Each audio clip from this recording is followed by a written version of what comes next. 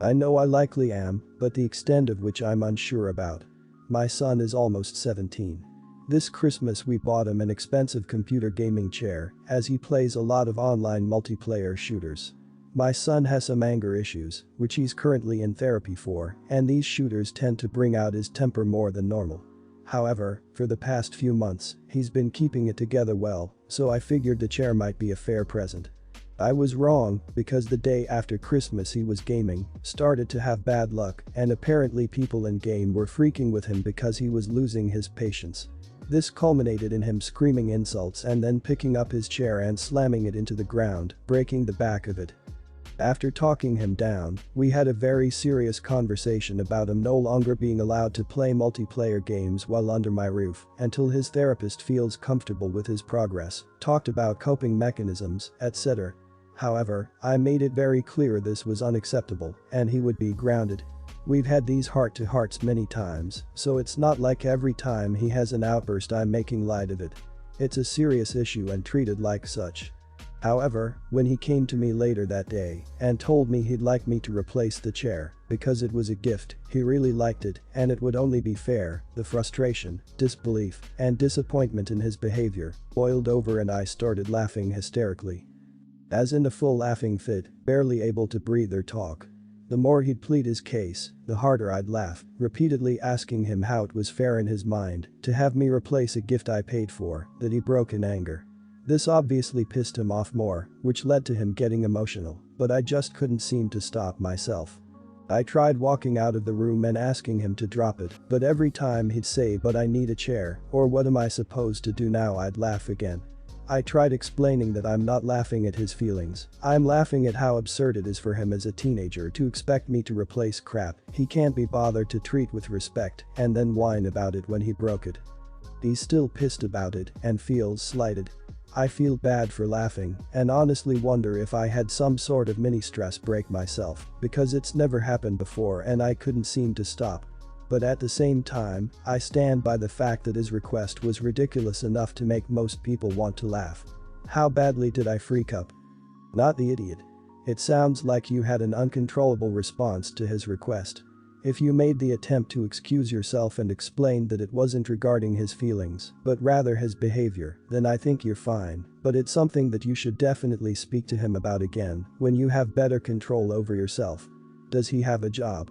If not, maybe he should consider getting one. This will limit his available time to even play these games, and then he can also save up money to replace the chair on his own. This is hard, but I think I'm going to have to go with everyone's the idiot here. Your son for breaking the chair and then asking for a new one. You for laughing so hard and long, even though I can understand why you did it. Also for continuing to allow him to play these games when you know how he reacts to them. You shouldn't replace the chair and shouldn't allow him to continue to play these games, but if he does show improvement, maybe give him some kind of reward that's not these games. Everyone's the idiot here. Your son has a hard time with games like this and is seeing a therapist about it. Why are you still letting him play these games if they impact him this way? Did his therapist say it was okay, or did they recommend he take a break? As far as laughing at him, yeah, I get it, kids screw sometimes, but there is no way it was that funny to you, where you couldn't have controlled yourself better. You essentially taunted him into having another emotional episode. I'm a 29-year-old white guy. My wife is 30 and black. We have 2 kids, a 3-year-old girl and a 5-year-old boy. My wife got pregnant with our son early in our relationship. We had only been together a year. We got married because she got pregnant. Fortunately for us, we were actually happy. When my son was born I accepted him as mine. However, I couldn't help noticing how little he looked like me. He is noticeably darker than my wife. He doesn't look half white. My family and friends have asked if I'm sure he's mine. I had doubts, but I initially decided to trust my wife. I loved my son regardless. When our son was 2, my wife had our daughter. I had no doubt she's mine. She looks just like me, she even has my blue eyes. I never realized how powerful it is to know a child is yours. I bonded with her easier because there wasn't the question of paternity dangling over our heads. My family bonded with her faster too. Her resemblance to me convinced me that my son is not mine. I tried to always treat them equally as I see them both as my children. But I realized I was beginning to resent my son. It felt unfair that I had to care for someone else's child. I also began to resent my wife because I felt she had betrayed me. I finally got a paternity test in secret. I was relieved to learn that my son is in fact mine. Genetics are weird. Anyways, that was 4 months ago, and my relationship with my wife and son improved dramatically. I feel much closer to him now that I know he's mine. My wife and I have been so happy that we were talking about a third child. I confessed to my wife I got a paternity test. I hated keeping the secret and I thought she would understand given how much he doesn't look like me. She flipped out. She asked me if I ever doubted our daughter, and when I said no, she called me bad people. It's not true. I didn't prefer my daughter because of her wider features, I just knew she was mine. She also said that I made our son feel unloved for no reason for all those years. I said that's bull. Even when I didn't believe my son was mine, I treated him as though he were. My wife says she wants to move out and take our children after the quarantine. It's been about a week and a half and I'm still on the sofa. I hope she would have calmed down by now, but things haven't changed. She's just so furious with me for not trusting her and for, in her eyes, denying my son because he's dark. She barely talks to me unless it's about the kids. I don't want to lose my family. Here's where I turn to you. Is it so awful that I had doubts? I still took care of him. I don't understand why something like this is wrecking my marriage. I think she is overreacting. So, am I the idiot? You're the idiot. She is absolutely not overreacting. You not only did not trust your wife, but you also let your ignorance get in the way of you bonding with your child. I mean, what did you think was going to happen when you had biracial children? It's not always a perfect matcha mixture of both parents. You may get that, you may get a kid who is white as a vampire or as dark as Wesley Snipes. You really need to swallow it up and beg for forgiveness, and then you need to fix that ignorant way of thinking that you have. Your son is going to need you. You're the idiot. If you had suspicions, you should have discussed with your wife first. You went behind her back to get a paternity test, which is definitely a big no in my view. You waited so long to clear your suspicions, you did not bond with your son, thereby making him feel left out. Before resolving your suspicions, you went for a second kid. Your oldest must have clearly felt his father showing differences in how he treats his 2 kids. You felt guilty of your actions and revealed the test to your wife. If you were really that self-righteous, you would have not gone behind her back. You're the idiot. Why did you tell her about the test? What possible good could have come from it? She has every right to be mad at you. You basically told her you didn't trust her and that she must have cheated on you. Plus, you even admitted you bonded quicker with your daughter and that your family did as well. Maybe your wife is now wondering if you and your family prefer the daughter over your son because she's not as dark as him. She has plenty to be mad about, and I don't blame her one bit. My boyfriend and I have been living together for several months. About a week ago, I had a biking accident which left in pretty rough shape, the worst of it being a broken arm. My boyfriend has been incredibly supportive, driving me to all of my doctor's appointments, helping me to get dressed, and generally helping me to do the things that I can't do with one broken arm. That being said, he has been making jokes that make me uncomfortable and upset, and I wonder if I'm overreacting. The first incident was the morning after the accident. He thought it would be funny to throw his used tissue at me, since I obviously couldn't catch it. In pain and frustrated and exhausted from the events of the past few hours, I reacted by bursting into tears. He told me I was overreacting and being too sensitive, and I somewhat agreed that it may have been over the top, but 3 days later, he tossed a pair of shorts at me and yelled catch. As expected, I was extremely upset since we had talked about this, and my reaction was again tears. Later that night he joked about how I must not be attracted to him anymore since we hadn't made love in a few days. I explained that I was in a lot of pain, but he persisted for about 45 minutes of pouting and whining until I grew severely agitated. He then insisted he was joking and how he had never met anyone as easily offended as me. This brings us to last night. We were at a friend's house, surrounded by people, when an acquaintance asked what I was doing with my time, since I'm unable to work for the time being. As I was about to answer, my boyfriend jutted in and said, being a waste of space. When I told him later that I was upset by that, he insisted that he was joking and I shouldn't be so sensitive. The truth is, I feel really crappy for being mad at him and upset after all he's doing to help me out. He had to help me shower the first few days, has helped me with cooking, and has taken me to 5 doctor's appointments this week, not including the night he spent with me in the emergency room. So tell me, am I being an ungrateful idiot for harboring anger toward him? Not the idiot. People who are saying you overreacted to the tissue throwing are glossing over the fact that you tried to communicate with him that you needed more sensitivity and less joking, yet he did it again with the shorts. That's really awful. Pressuring you for making love after you've explained you're not ready is very disturbing. The whole insisting every awful thing he says and does is a joke you're too uptight to appreciate is tiresome, immature, and at worst abusive. Not the idiot. The fact that he's been helping you out doesn't mean he gets to do whatever he wants. To be honest, he just sounds really immature. Look at it this way, even if you are too sensitive or however he wants to put it, he's still a jerk to tease you in ways he knows will upset you. He either cares about hurting your feelings or he doesn't. If he does, he'll learn how you need to be treated. If he doesn't, then you should know that you don't have to put up with it. You're not the idiot, but I don't think he is either, at least not intentionally. He is definitely being inconsiderate, but it could be how he's coping with the situation.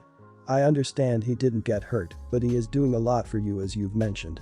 I don't think it's okay to constantly make jokes about it, but he probably doesn't know how to cope any other way. I'm saying this from experience. In stressed out situations I make stupid and offensive jokes which normally make things worse. Some context. I am 22, graduating in the class of 2020, and because of the current recession, I have thus far been unable to find a job in my field. Anxiety around this began in April, when I lost my part-time job and my offer for my full-time post-graduation position was pulled. I asked my parents for financial help to pay rent and buy groceries, but they basically said that struggle builds character and that I need to pull myself by the bootstraps and figure it out on my own. Mom sent $150 for groceries, but that's it. They also claimed me as a dependent, even though I've been financially independent for about a year, so I didn't get my $1,200 stimulus check. Thankfully, my wonderful roommate agreed to lend me some money so I could make rent for May, but I knew I need to figure something out fast. Since then, I've had to get jobs at 2 separate grocery stores and work 60 or 70 hours per week to pay back my roommate, make rent for June, pay bills and buy groceries. My parents didn't only not give me a dime, they also started berating me for getting a service job. Dad keeps calling us the generation of whining snowflakes and saying how I chose the easy way out instead of putting my degree to use.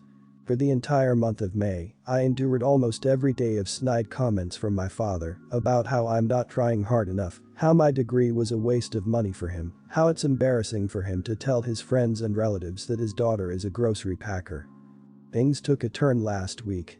Dad lost his fancy consulting job since his company no longer has enough clients to go around. Mom still has her job, but doesn't make nearly enough money to keep them afloat and pay mortgage, car mortgage and insurance, hydro, internet, etc.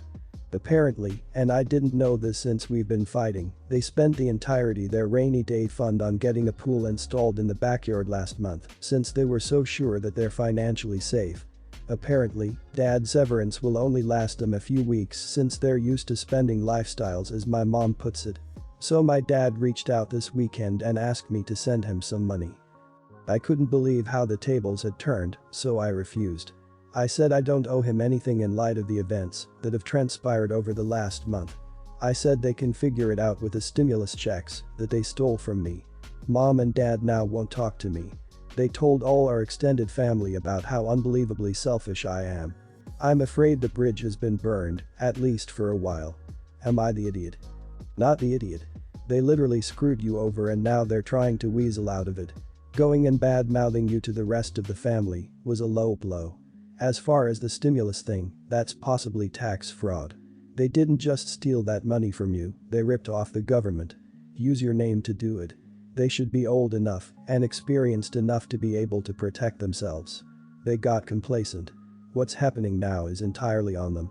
You don't owe them anything after what they put you through. So, not the idiot. You have boomer parents that could go to college in their youth with money earned from a part-time summer job. That whole bootstrap, trickle down, Reaganomics thinking from the me generation has crippled every generation since, and I'm late Gen X or early millennial myself. No, you're not the idiot, and you're barely making it. It's not your fault 2020 is in flames, but it's absolutely their fault that they put in a pool and didn't plan ahead, just like I see so many of that generation do. Not the idiot. I agree with others that have said, send your mom $150 to cover groceries until they can pull themselves up by their bootstraps. Also, it's unlikely the parents even got the $1,200 because college students 18 plus whose parents claimed them were not included in the stimulus. Your parents have houses, cars, etc. They are in a way better position to ride this out until they can collect retirement than you were as a young person just starting out. My wife and I are in our 60s and nearing retirement. We have 3 sons in their 20s and 30s, the older 2 are married, and the oldest has a 1-year-old son. We all live within an hour of each other, but due to the pandemic, we have not gotten together much the last 6 months. We even had to do a Zoom call for my grandson's first birthday, since his parents didn't want a group gathering. But Thanksgiving coming up, we have all been staying home and taking every precaution so that we can all get together for the holiday. My oldest son and his wife will be hosting. The other day in the family group chat, my 2 dills and my wife were venting about the pandemic and how hard and exhausting it all has been trying to juggle working from home, childcare, family, etc. I made a light-hearted joke about them toughening up and told them all to grow a pair. My oldest son's wife sent a long message about how that kind of language is damaging and that if I ever said anything like that to her son, that it would be the last thing I said to him. She also sent a link to an article about toxic masculinity. I read the article and then sent my daughter-in-law a private message telling her that I read it but that I don't agree with it and she should stop whining. She didn't respond, so the next morning I sent her another message telling her we should strive to have a complaint-free day. She didn't respond to that either. Well, last night, my oldest son called to tell us that they will no longer be hosting Thanksgiving. He said that their daycare had a COVID scare and they have to get their son tested. He said that they no longer want to host and will be staying home as a family instead. My wife is very upset by this as she loves family holidays and not having all her sons around this year has been very hard on her. I called my son to tell him this and to try to change his mind. I told him that as long as their son tests negative, that there is no reason we can't all still get together. I told him that we have all been staying home and taking precautions, and I didn't want that to be for nothing, and that his mother is distraught over this. He told me this wasn't a debate or a negotiation, he and his wife have made their decision. He then said he loved me, but that I'm an idiot and should stop whining and complaining, then he hung up. My wife is still very upset that we won't see everyone for the holiday, but now she's also pissed off at me because apparently my son and daughter-in-law told her what I said to daughter-in-law and my wife agrees with them that I was a jerk. You're the idiot. You don't have to agree with her on her points about toxic masculinity, but she did make her stance very clear to you. And you stomped around and stupidly poked the bear with that complaint-free day crap that you knew was rude, and now you're what? Surprised and upset she's doing what she said she'd do. Upset that she has boundaries and is enforcing them. Whining about not getting your way. Yep. All of those things. So let me get this straight. You insulted her. She explained to you why she was hurt and even sent you an article to explain. You decided this wasn't good enough and that she needs to stop complaining. She then makes a sensible decision for her family, whether you see that or not, and your reaction was to complain and hassle them because you aren't getting your way. I can't imagine how you could possibly not be the idiot. You are the idiot.